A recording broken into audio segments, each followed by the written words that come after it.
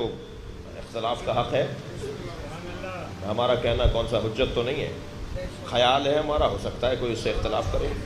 میں ان بچوں سے کہوں گا کہ جو ایک سیریل ترکی نے بنایا ہے نا اسے دیکھو،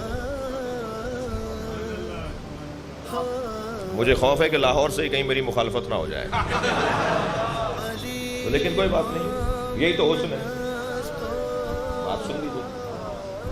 میں ان بچوں سے کہوں گا ایام اعزا گزر جائیں، ان ایام میں تو ظاہر ہے آپ کے پاس ٹائم نہیں ہے، عزاداری سے ہٹ کر کوئی بات نہیں ہوگی، تو ایام اعزا کے بعد اس سیریل کو دیکھو، اس کی کئی خوبیاں ہیں۔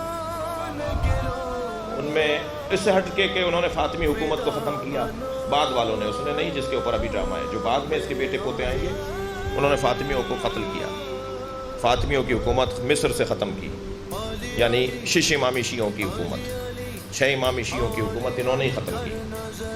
تو یہ مجھے پتا ہے، یعنی ایسا نہیں ہے کہ میں یہ نہیں پتا مجھے۔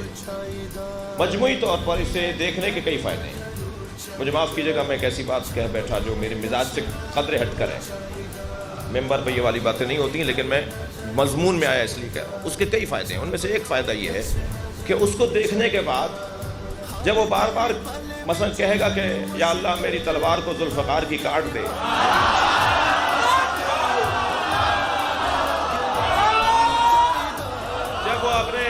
جب وہ اپنے گھوڑے کو پیار کرتا ہوا کہے گا کہ اے میرے راہوار ذرا دلدل کی طرح چل،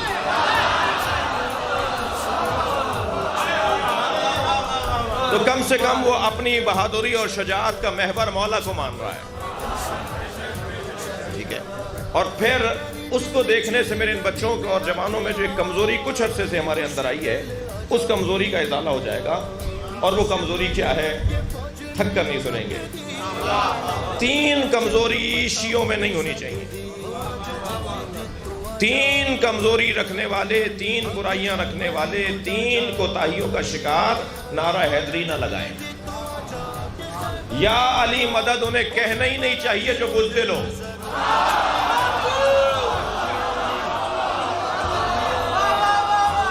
بزدل کا علی سے زیادہ،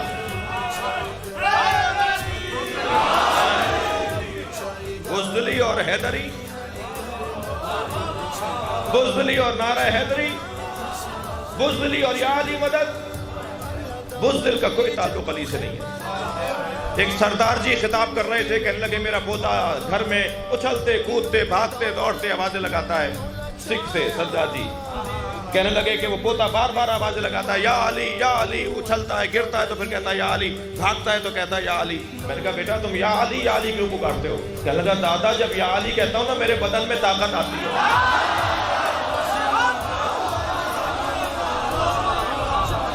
علی والا اور بزدل،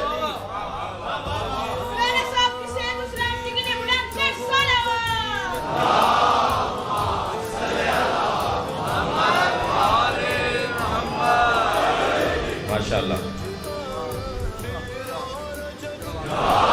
جنگ صفین میں شام سے آیا لشکر کھڑا ہے، مولا کے لشکر سے کئی برابر اس کی تعداد ہے۔ میدان میں دونوں صفیں باندھ کر صفین، جنگ شروع ہو رہی ہے، ایک صف دوسری صف، صفین بھی اس کو کہتے ہیں، صفین یا صفین دونوں ٹھیک ہیں۔ مولا نے اپنے لشکر سے خطاب کرتے ہوئے فرمایا یہ جو سامنے لشکر کھڑا ہے یہ تمہارا دشمن نہیں ہے۔ کیا بات ہے، کیا بات ہے۔ مولا کا ایک چاہنے والا اپنے گھوڑے پہ کھڑا ہو گیا تاکہ مولا کو نظر آئے، اور آواز دے کر کہنے لگا یا علی یہ ہمیں مارنے آئے ہیں، آپ فرما رہی ہیں ہمارا دشمن نہیں ہے؟ میرے مولا نے بے ساختہ فرمایا تمہارا دشمن تمہارے اندر کا خوف ہے، اپنے اندر کا خوف نکال دو پھر کوئی دشمن ہی نہیں ہے۔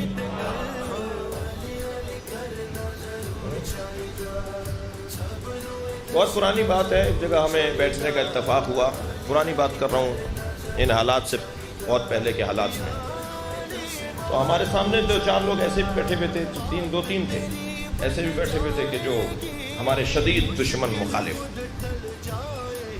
ماحول کچھ تناؤ کا تھا، آمنے سامنے بیٹھے ہوئے تھے، تو ایک لمحے کے لیے سیدہ سے میں نے تبسل کیا، بی بی سے میں نے تبسل کیا، بی بی ہم ان کے سامنے آج آپ کی وجہ سے بیٹھے ہیں، آپ کے بچوں سے محبت کی وجہ سے سمجھا جا رہا ہے کہ مثلا یہ 4-6 لوگ ہم تھے کہ جی یہ لوگ اس مکتب کے نمائندگی کرتے ہیں، اور تو بیوی آپ کی وجہ سے ہم بیٹھے ہیں۔ آپ یقین جانیے اندر سے ایک آواز آئی ہے، بکے ہوئے لوگ ہیں، ڈرو نہیں۔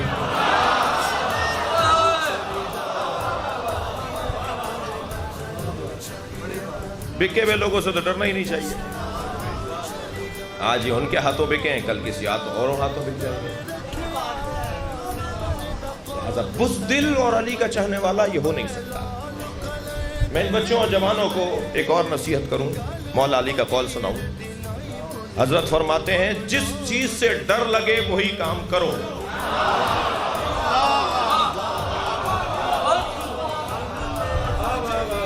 خوف نکلتا ہے انسان کے اندر سے جب وہ ان چیزوں پر عمل کرتا ہے کہ جن سے اسے ڈر لگتا ہو۔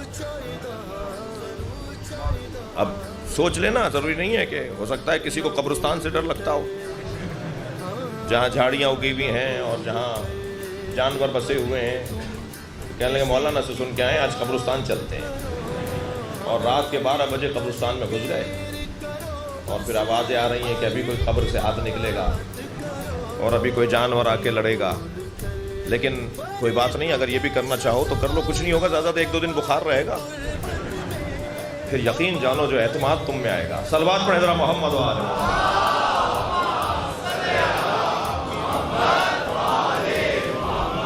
خوف بزدل علی والا نہیں، یہ ایک کمزوری ہے جو علی والے میں نہیں ہونی چاہیے۔ دوسری کمزوری نعرہ حیدری کو نہ لگائے جو کنجوس ہے، جس سے پیسہ نہیں نکلتا، جو 1000 ایکڑ کی زمین قبر میں لے کے جائے گا، یہ 2 لاکھ روپے کی تنخواہ وہ اپنی قبر میں لے کے جائے گا۔ علاقے کی مسجد کا حال خراب ہے، اس سے پیسہ نہیں نکل رہا، مسجد کی ٹوٹیاں ٹوٹی ہوئی ہیں۔ بھائی یہاں تو شاہ صاحب نے پھر دوبارہ کام کروا دیا، میں ایک جنرل بات کر رہا ہوں جی، اور جو ہے جنرل بات کر رہا ہوں۔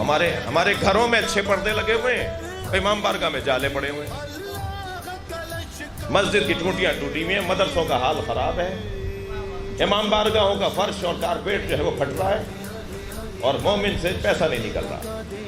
میں اچھے پردے لگے ہوئے ہیں، امام بارگاہ میں جالے پڑے ہوئے ہیں،